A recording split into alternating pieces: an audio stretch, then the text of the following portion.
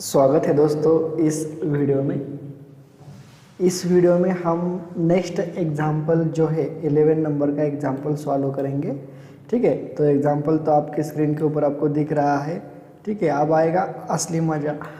ठीक है, तो आपको इसमें सब कुछ समझ में आना चाहिए कि कहाँ पे क्या है, कहाँ पे क्या नहीं है। हमने ऑलरेडी बहुत सारे एग्जाम्पल देख लिए हैं, तो उन सभी एग्जाम्पल का स्टडी आपने किया है तो आपको ये भी एग्जाम्पल सॉल्व करना आना चाहिए।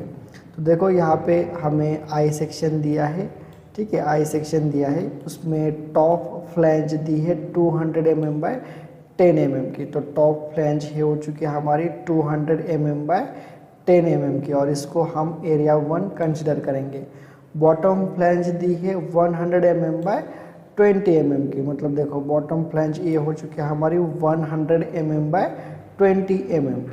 ये हमारा एरिया 3 रहेगा। और वेब की थिकनेस दी है 15 mm और ओवरऑल डेप्थ दी है 250 mm। मतलब यहाँ से यहाँ तक 250 mm हमें ओवरऑल डेप्थ दी है। उसमें से नीचे से ये 20 गया, नीचे से वेब थिकनेस जो बॉटम फ्लैंज था उसका 20 mm गया, ऊपर से ऊपर के फ्लैंज की 10 mm गई। तो टोटल 20 प्लस ये वाला 10, तो टोटल 30 mm गया। तो 250 में से 30 mm गया, तो ये जो बचता है यहाँ से यहाँ तक की जो हाइट है दोस्तों, तो ये हाइट कितनी हो जाती है 220 mm इसकी हाइट हो जाती है। तो इसकी हाइट जो है वो 220 mm इसकी हाइट है। ठीक है, और इसकी थिकनेस कितनी है, इसकी थिकनेस जो है वो 15 mm दी है यहाँ पे। वेब थिकनेस जो वर्टिकल रहता है उसको हम वेब कहते हैं, और जो हॉरिजॉन्टल रहता है उसको हम फ्लैंज कहते हैं। ठीक है, और इसमें आप देख सकते हो यहाँ पे हमें सेंट्रॉइड फाइंड आउट करने के लिए कहा है।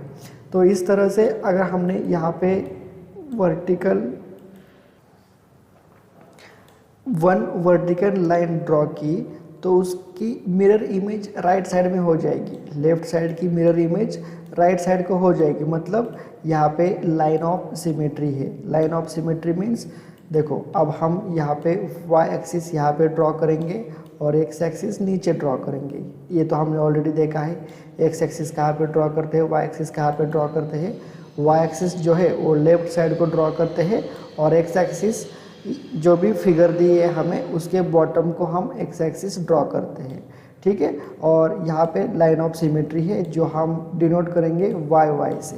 ठीक है, वाई वाई से इसको डिनोट करना पड़ेगा आपको। और यहाँ पे एक्स बार जो है वो यहाँ से सीधा आप एक्स बार जो है वो कैलकुलेट कर सकते हो।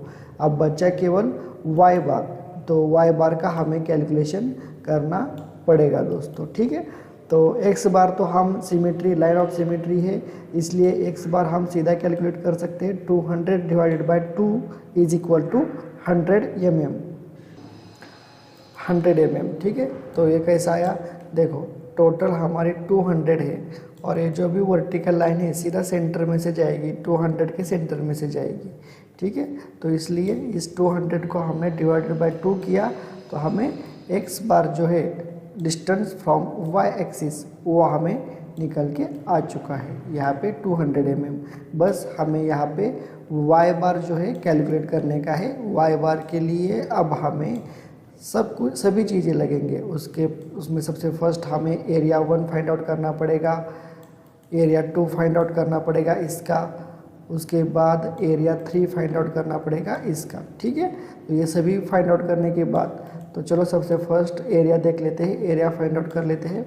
एरिया 1 हो जाएगा 200 इंटू 10 2000 mm²। एरिया 2 हो जाएगा 220। अब ये 220 किस तरह से आया ये हमने देख लिया है, इंटू 15 किया तो एरिया 2 निकल के आ जाएगा। और एरिया 3 100 बाय 20, तो ये 2000। तो इस तरह से एरिया 1, एरिया 2, एरिया 3 निकाला है। टोटल एरिया निकालेंगे, इन तीनों के एडिशन करके टोटल एरिया भी हमने निकाला। अब इम्पोर्टेंट पॉइंट है y1।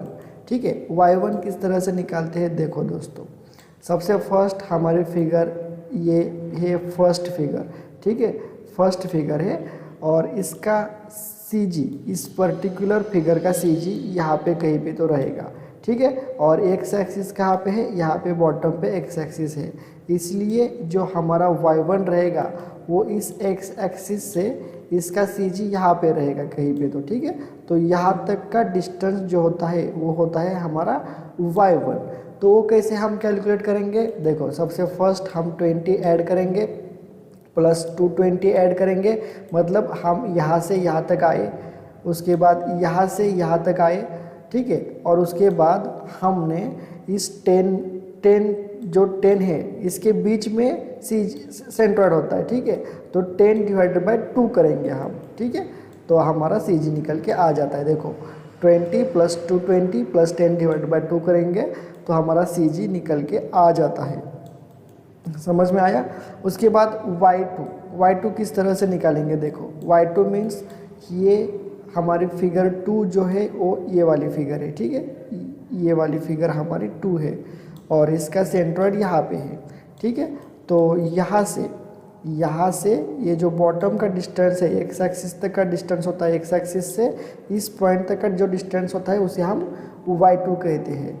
तो ये कैसे निकालेंगे, हम सबसे फर्स्ट ये 20 लेंगे, 20 प्लस ये जो 220 है 220 डिवाइडेड बाई 2 करेंगे तो हमें ये डिस्टेंस मिल जाएगा।